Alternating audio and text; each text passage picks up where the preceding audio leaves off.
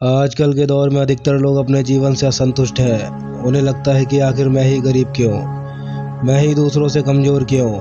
उन्हें अपने आप में दूसरों के मुकाबले कमी लगती है। वे इसका दोष भगवान को देते हैं, उन्हें अपनी स्थिति का कारण ठहराते हैं। इस कहानी में आपको इस प्रश्न का संपूर्ण उत्तर मिल जाएगा और आप अपने जीवन में संतुष्ट भी महसूस करेंगे। बहुत समय पहले की बात है, एक गांव में धर्म उपदेश देने के लिए लगे हुए शिविर में भगवान गौतम बुद्ध पहुंचे। गांव के लोग अपनी अपनी समस्याएं लेकर उनके पास जाते और उनसे समाधान प्राप्त कर नई ऊर्जा के साथ वापस लौटते। गांव के बाहर एक गरीब राह में बैठा बुद्ध के पास आते जाते लोगों को निहारता रहता। उसने देखा कि दुखी चेहरा लिए भारी कदमों से लोग भगवान गौतम बुद्ध के शिविर में जाते और नई ऊर्जा के साथ चेहरे पर खुशी व आनंद लिए वापस लौट जाते। गरीब ने सोचा, क्यों न मैं भी भगवान के पास अपनी समस्या लेकर जाऊं।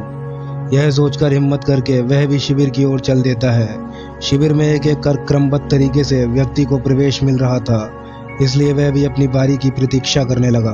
और जो भी कुछ उसने रास्ते में देखा, अब यहाँ उसे साक्षात देखने को मिल रहा था। लोग एक एक कर अपनी समस्याएं बता रहे थे। भगवान गौतम बुद्ध चुपचाप शांति से सबकी समस्या सुनते और उसका जवाब देते। अब उसकी भी बारी आई। उसने भगवान गौतम बुद्ध को प्रणाम किया और बोला, भगवान आखिर मैं ही गरीब क्यों। भगवान गौतम बुद्ध मुस्कुराए और बोले, तुमने कभी किसी को कुछ दिया ही नहीं, इसलिए तुम गरीब हो। यह बात सुनकर वह आश्चर्य से भगवान गौतम बुद्ध का मुंह ताकने लगा और बोला, भगवान मेरे पास तो कुछ देने के लिए है ही नहीं। बड़ी मुश्किल से तो मैं गुजारा कर पाता हूँ और कभी कभी तो मुझे भूखा ही सोना पड़ता है। यह बात सुनकर भगवान गौतम बुद्ध शांत भाव से बोले, तुम्हारे पास एक चेहरा है, किसी को भी मुस्कुराहट दे सकते हो। तुम्हारे पास मुंह है, किसी को भी प्रशंसा भरे कुछ शब्द दे सकते हो। जो हाथ तुम्हारे पास है, किसी की भी मदद कर सकते हो। दरअसल जिसके पास ये तीन चीजें हैं, वह भला गरीब कैसे हो सकता है। गरीबी का भाव मन में होता है, मन से यह भ्रम निकाल दो और जो तुम अपने से दे सकते हो देते जाओ, गरीबी अपने आप ही दूर हो जाएगी। यह बात सुनकर गरीब का चेहरा दमक उठा। उसे अपने प्रश्न का उत्तर मिल गया। अब उसके मन से गरीबी का भाव दूर हो गया। वह मुस्कुराते हुए वहां से चला गया। फिर इस शिक्षा को उसने अपने जीवन में उतार कर कुछ दिनों में ही उसका जीवन खुशियों से भर गया।